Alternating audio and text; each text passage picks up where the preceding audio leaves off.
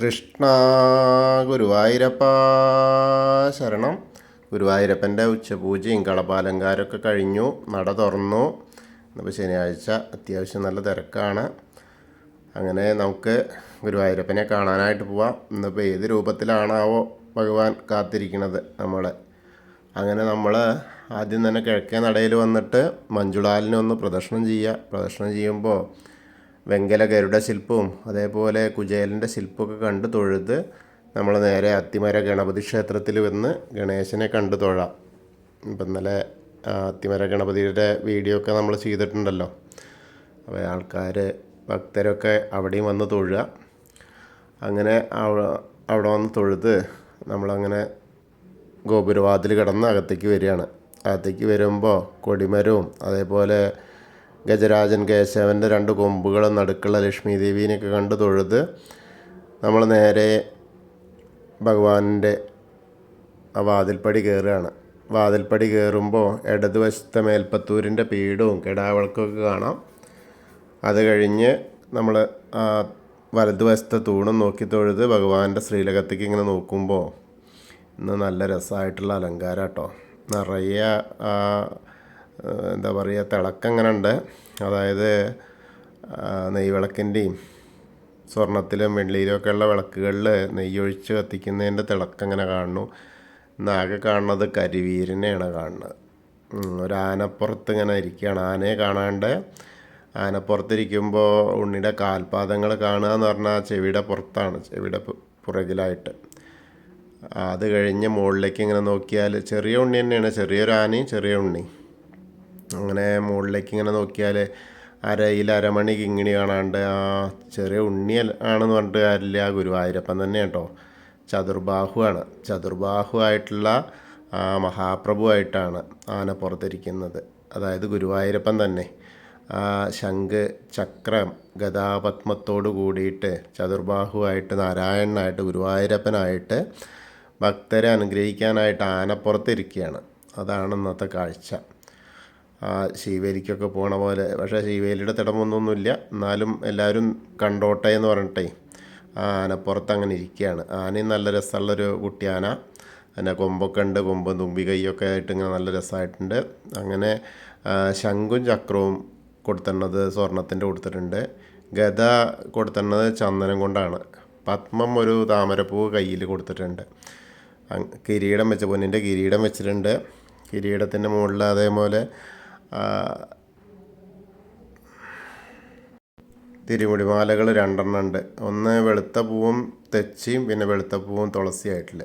പിന്നെ ഒരു ഉണ്ടമാലയുണ്ട്. ഉണ്ടമാല എങ്ങനെയാ വെച്ചാൽ തെച്ചിയും തുളസിയും വെളുത്തപ്പൂവും കൂടി കൂടിയിട്ട്.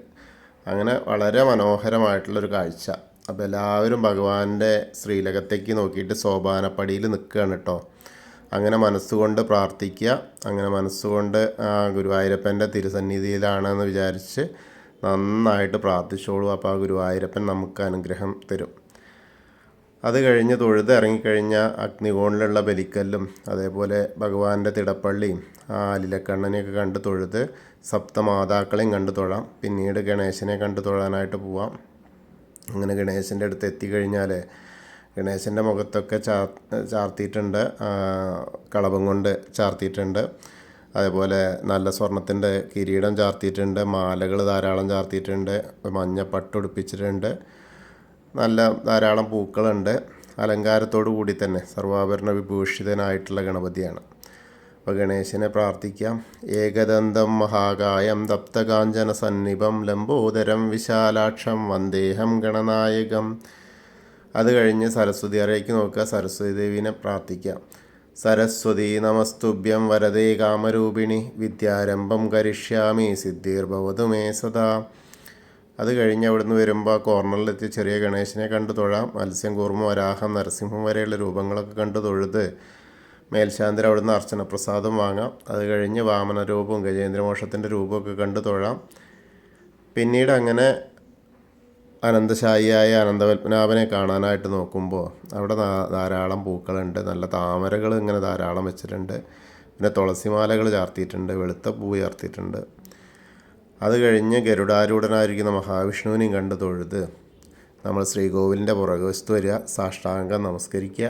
നമസ്കാരമൊക്കെ കഴിഞ്ഞ് മുകളിലേക്ക് ഇങ്ങനെ നോക്കിയാൽ നമ്മളെ അനുഗ്രഹിച്ചു കൊണ്ടിരിക്കുന്ന ആ ഉഗ്രരൂപിയായ നരസിംഹമൂർത്തിയെ കണ്ടു തൊഴാം.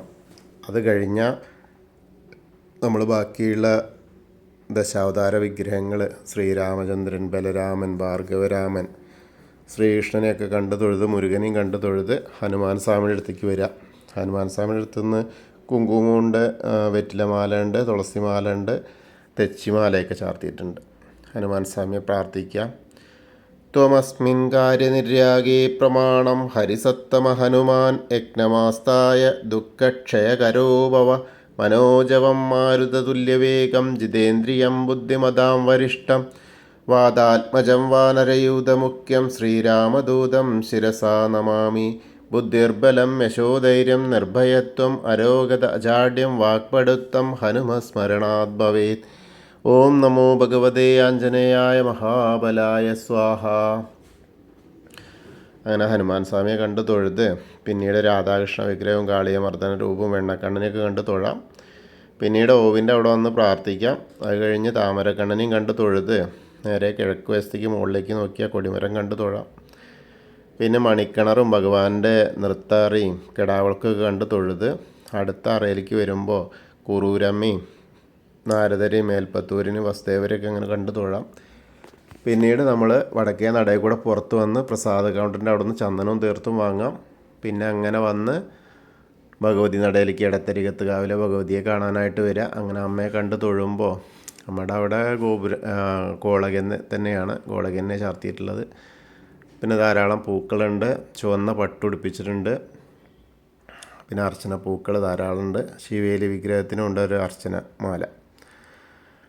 അമ്മയെ കണ്ട് പ്രാർത്ഥിക്കാം. സർവമംഗളമംഗല്യേ ശിവേ സർവാർത്ഥസാധികേ ശരണ്യേ ത്രയംബകേ ഗൗരി നാരായണി നമസ്തുതേ.